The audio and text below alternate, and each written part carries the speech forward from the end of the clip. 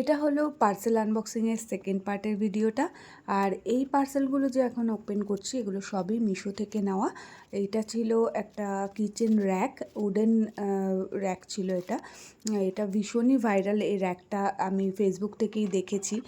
র্যাকটা ভীষণ পছন্দ হয়েছে, আমি অর্ডার করেছিলাম। এটার দাম পড়েছিল 360 টাকা মতন। আমি যখন এই জিনিসগুলো দিয়ে আমার কিচেনটাকে অর্গানাইজ করব আমার মনের মতন করে, তখন আমি তোমাদের সাথে শেয়ার করব ভিডিওটা। নেক্সট এই পরের যে পার্সেলগুলো আমি ওপেন করেছি এক এক করে দেখতে পাবে, সবই রয়েছে আর্টিফিশিয়াল প্ল্যান্ট। এগুলো আমি আমার কিচেনের জন্যই অর্ডার করেছি, এক একটা জায়গায় এগুলোকে প্লেস করব।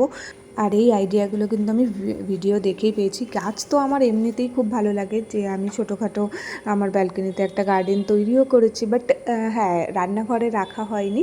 কিন্তু এবার ভিডিও দেখে আমার মনে হয়েছে যে আমি আমার রান্নাঘরে কিছু গাছ রাখবো, এরকম আর্টিফিশিয়াল প্ল্যান্ট।